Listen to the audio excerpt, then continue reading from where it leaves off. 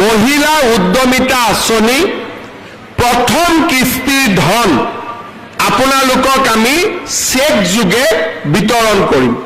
এতিয়া যে 10,000 টকাটো পালে আকৌ ভৱিষ্যতে মই 25,000 টকা দিম বুলি কোনে কোনে ভাবি আছে? 25,000 টকাটো আমি কেনেকে পাম? আকৌ কষ্ট কৰিব লাগিব। কালি মই বিশ্বনাথত গৈছিলো, এগৰাকী মহিলাই মোক কৈছে যে মামা আপুনি 10,000 টকাটো দিলে মই ভাল মোবাইল এটা কিনিম। আৰু এতিয়া মোবাইল কিনিলে পাব নেকি পিছত 25,000 টকাটো? পাব নেকি? একদম বুজি পাইছে? মহিলা উদ্যমিতা আঁচনি প্ৰথম কিস্তিৰ ধন আপোনালোকক আমি চেক যোগে বিতৰণ কৰিম। আপোনালোকে আজিয়ে ঘৰত চেকখন লৈ যাব। চেকখন লৈ যোৱাৰ পিছত আপোনালোকে চিন্তা কৰিব যে আমি কি কাম কৰিব পাৰোঁ। যদি আমি আজিয়ে গৈ মোবাইল কিনি দিলো তেতিয়াহ'লে হাঁহে আৰু কণী নিদিব, হাঁহটোৱে মৰি থাকিব। হাঁহটোৱে কণী দিব লাগে নাই? এতিয়া এই 10,000 টকাটো লৈ আমি বহুত মহিলাক যাৰ 3টাতকৈ বেছি সন্তান তেওঁলোকক এই আঁচনিটো আমি দিয়া নাই। কিয় দিয়া নাই? ঘৰত যদি 3টা বাচ্চাই আছে কেনেকে তেওঁলোকে প্ৰডাকশ্যন কাম কৰিব, উৎপাদনৰ কাম কৰিব? জনজাতীয় লোকসকলক আমি 4টা দিছোঁ, বাগিচাৰ লোকক 4টা দিছোঁ, বাকী 3টা। কাৰণ যিমানে সন্তান বেছি হ'ব দেউতাক মাকৰ দায়িত্ব সিমানেই বেছি, তেওঁলোকে উৎপাদনমূলক কাম কৰিব নোৱাৰিব। আমাৰ আঁচনিটোৰ লক্ষ্য হৈছে যে আমি আপোনালোকক আজি 10,000 টকা আপোনালোকক দিম আৰু আপোনালোকে অহা 1 বছৰ এই 10,000 টকাটো সৎ ব্যৱহাৰ কৰিব। কোনোবাই শালত দিব, কোনোবাৰ গিৰিয়েক বা স্বামীৰ ব্যৱসায় আছে তাতে 10,000 টকাটো দিব, কোনো আপত্তি নাই। বেয়া কামত খৰচ কৰিব নালাগে, ভাল কামত খৰচ কৰাত কোনো আপত্তি নাই। ঘৰত যদি মোৰ বাগিচা আছে, ক্ষুদ্ৰ চাহ খেতি আছে, তাতো লগাই দিয়ক, কোনো অসুবিধা নাই। শালত কৰক, মুৰ্গী কৰক, কণী কৰক, ব্যৱসায় কৰক। 1 বছৰ পিছত আমি আপোনালোকৰ ঘৰে ঘৰে আহি পৰীক্ষা কৰিম। আমি আপোনালোকক সুধিম যে আপোনালোকে টকাটো ক'ত ব্যৱহাৰ কৰিলে। যিসকল আই মাতৃয়ে এই টকাটোৰ সৎ ব্যৱহাৰ কৰিব, অহা বছৰ তেওঁলোকক আমি 25,000 টকাকৈ তেওঁলোকক আমি আগবঢ়াম। এই 25,000 টকাৰ 12,500 মই বেংকৰ পৰা আনি দিম, 12,500 চৰকাৰৰ পৰা দিম। চৰকাৰৰ টকাটো ঘূৰাই দিব নালাগে, বেংকৰ টকাটো ঘূৰাই দিব লাগিব, কিন্তু সুদ দিব নালাগে। বেংকৰ সুদটো চৰকাৰে দিব, মাত্ৰ মূলটো আপোনালোকে ঘূৰাই দিব। আৰু যিসকলে সুন্দৰভাৱে এই 25,000 টকাৰ সৎ ব্যৱহাৰ কৰিব তেওঁলোকক তৃতীয় বছৰটোত আমি 50,000 টকা কৰি আমি আগবঢ়াম। হাঁহে যেনেকে কণী পাৰে, এই 10,000 টকায়ো দুবাৰ কণী পাৰিব। এবাৰ 25,000ৰ কণী পাৰিব, এবাৰ 50,000 টকাৰ কণী পাৰিব। কণী পাৰিব লাগে নে নাই? লাগে। যদি কণী পাৰিব লাগে, আমাৰ হাঁহটোক অলপ খাদ্য বস্তু খুৱাব লাগিব। আৰু তাৰ অৰ্থটোৱে হ'ল যে এই টকাটোৰ আপোনালোকে সৎ ব্যৱহাৰ কৰিব লাগিব।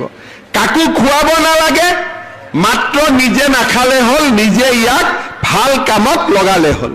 কোনে কোনে ভাল কামত লগাব? চবে লগাব।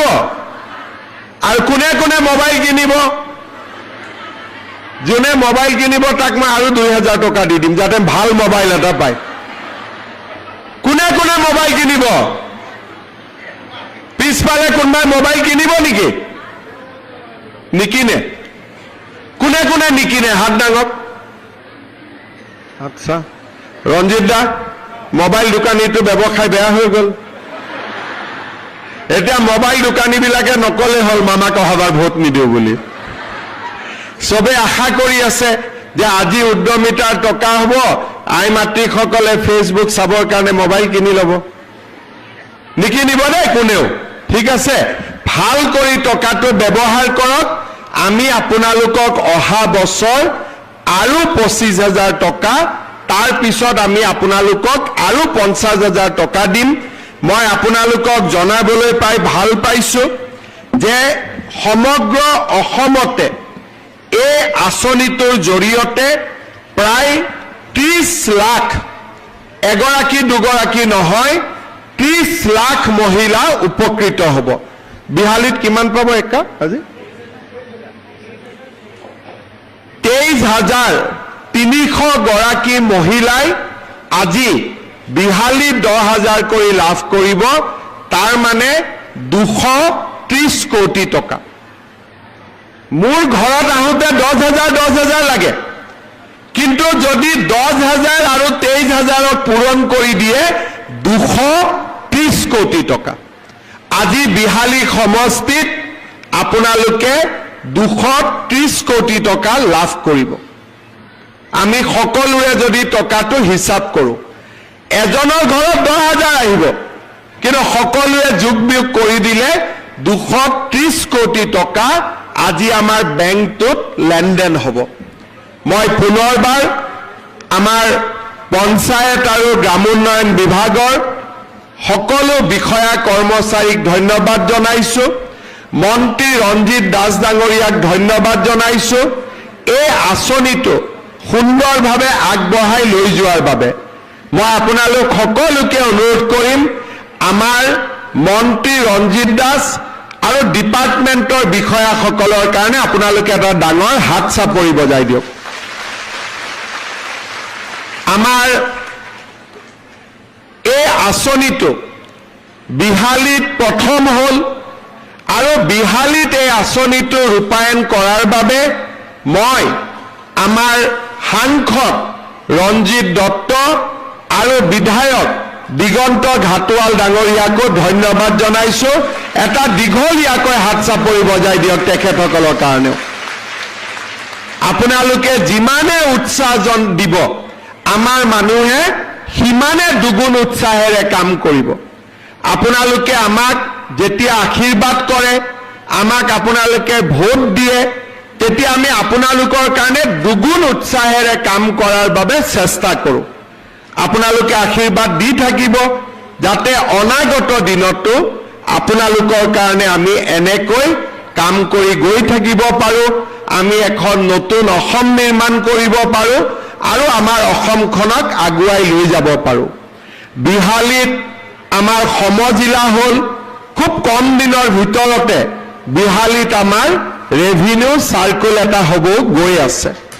ইলেকশ্যনৰ সময়ত মই 100 কোটি টকাৰে বিহালীৰ ৰাস্তা ঘাট বনোৱাৰ প্ৰতিশ্ৰুতি দিছিলোঁ।